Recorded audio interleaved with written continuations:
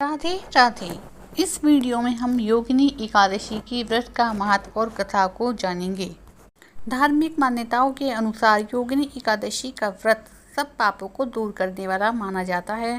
तीनों लोकों में प्रसिद्ध यह एकादशी श्री विष्णु लक्ष्मी जी के पूजन के लिए बहुत ही खास है। अतः परलोक में मुक्ति तथा सभी पाप नष्ट करने वाली ये एकादशी है। भगवान कृष्ण ने इस एकादशी के संबंध में कहा है, योगिनी एकादशी का व्रत 88,000 ब्राह्मणों को भोजन कराने के बराबर फल देता है। शास्त्रों के अनुसार इस एकादशी व्रत के दिन उपवास रखने का बहुत अधिक महत्व माना गया है। मान्यताओं के अनुसार योगिनी एकादशी का व्रत करने की इच्छा रखने वाले को दशमी के दिन कुछ खास बातों को ध्यान में रखकर सावधानीपूर्वक नियम का पालन करते हुए एकादशी का व्रत करना चाहिए। यह एकादशी हर संकट से मुक्ति, उपद्रव, दरिद्रता तथा पापों का नाश करने वाली मानी गई है। योगिनी एकादशी में इतना अधिक महत्व है कि इसमें सभी तरीके की कामनाएं पूर्ण करने के साथ साथ मोक्ष देने तथा श्राप से मुक्ति देने की भी सामर्थ्य है। जानते हैं अब योगिनी एकादशी व्रत की कथा। योगिनी एकादशी व्रत की कथा के अनुसार स्वर्गधाम के अलकापुरी नामक नगरी में कुबेर नाम का एक राजा रहता था। वह शिव भक्त था और प्रतिदिन शिवजी की पूजा किया करता था।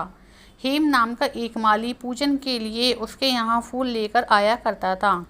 हेम की विशालाक्षी नाम की सुंदर स्त्री थी। एक दिन वह मानसरोवर से पुष्प तो ले आया, लेकिन कामासक्त होने के कारण वह अपनी स्त्री से हास्य विनोद तथा रमण करने लगा। इधर राजा उसकी दोपहर तक की राह देखता रहा। अंत में राजा कुबेर ने सेवकों को आज्ञा दी, तुम लोग जाकर माली के न आने का कारण पता करो, क्योंकि वह अभी तक पुष्प लेकर नहीं आया है। सेवकों ने कहा कि महाराज, वह पापी अतिकामी है, अपनी स्त्री के साथ हास्य विनोद और रमण कर रहा होगा। यह सुनकर कुबेर ने क्रोधित होकर उसे बुलाया। हेम माली राजा के भय से कांपता हुआ उपस्थित हुआ।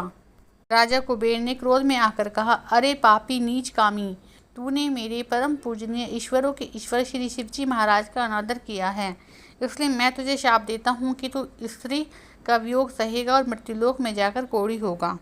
कुबेर के श्राप से हेम माली का स्वर्ग से पतन हो गया। वह उसी क्षण पृथ्वी पर गिर गया। भूतल पर आते ही उसके शरीर पे श्वेत कोढ़ हो गया। उसकी स्त्री भी उसी समय अंतर्ध्यान हो गई। मृत्युलोक में आकर माली ने महान दुख भोगी। भयानक जंगल में जाकर बिना अन्न, वस्त्र और जल के भटकता रहा। रात्रि को निद्रा भी नहीं आती थी, परंतु शिवजी की पूजा के प्रभाव से उसको पिछले जन्म की स्मृति का ज्ञान अवश्य रहा। घूमते हुए एक दिन मार्कंडेय ऋषि के आश्रम में पहुंचा, जो ब्रह्मा से भी अधिक वृद्ध थे और जिनका आश्रम ब्रह्मा की सभा के समान लगता था। हेम माली वहां जाकर उनके पैरों में पड़ गया। उसे देखकर दुखी होकर उसने राजा कुबेर से मिले श्राप के बारे में उन्हें बताया।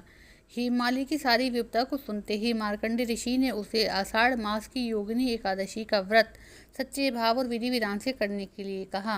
हेममाली ने भी व्रत किया और उसके प्रभाव से उसे राजा कुबेर के श्राप से मुक्ति मिली।